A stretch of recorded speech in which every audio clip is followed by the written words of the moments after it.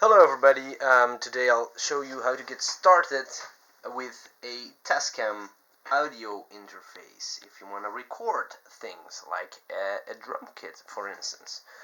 Alright, first thing you will need to do is open the box and grab the user manual. I would recommend you read through this thing and then you will find that the most important thing explained in this manual is you have to start with installing your audio driver onto your computer.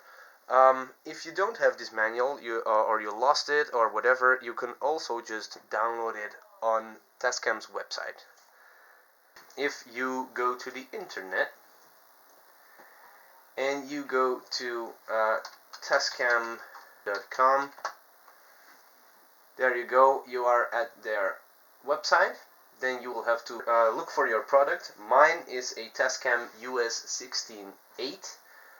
It doesn't matter if you have a bigger one or a smaller one, because all of these work exactly the same way. US 16.08. So if you have the 20x20 or the 4x4, 2x2, it doesn't matter. It's always the same. So you go to the page of your audio interface. Then you will need to go to downloads and you will need to install the drivers. I have Windows 10 on this computer, so I have to install new drivers. You can always look at these release notes, give you a little more explanation about what you have to do, but I know what I have to do. I need the latest driver for Windows. I'll open it. You'll just have to install the driver.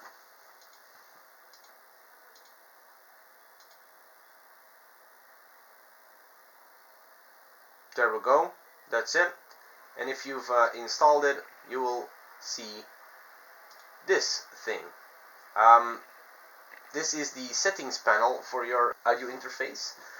And I don't really need it right now, so I'm just gonna let it sit over here. Next up, you'll have to hook up your user interface to your audio interface to your computer. So I'm gonna take this thing out of the box. Make sure you have some room on your disk. Let's put it down. First of all, take the power cable and plug it into its power hole, and take the thing and plug it in somewhere.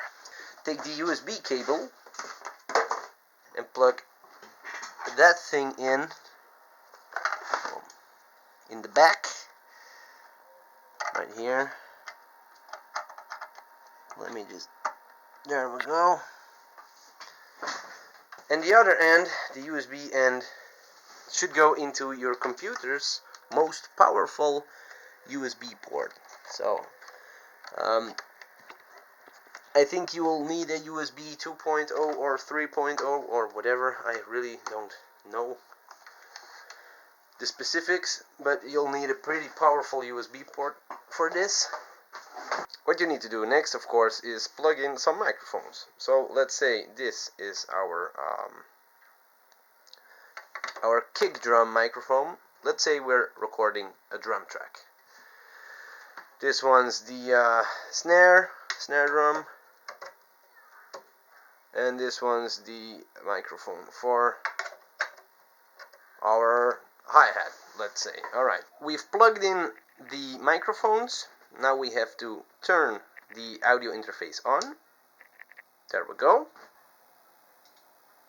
I will show you how to get started to record stuff with your audio interface in Cubase 5. There's other software out there that you can use, but I have Cubase, so I'll show you how to do it in Cubase. I'll make a new project.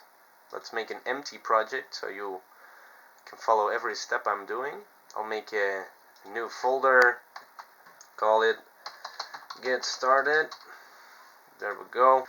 The first thing you have to do is go to Devices, device setup and go to VST audio system, this one, and click on the ASIO driver drop down button and choose your Tascam audio driver that you've just installed. If this one is not in this list, it means you did not install the driver correctly.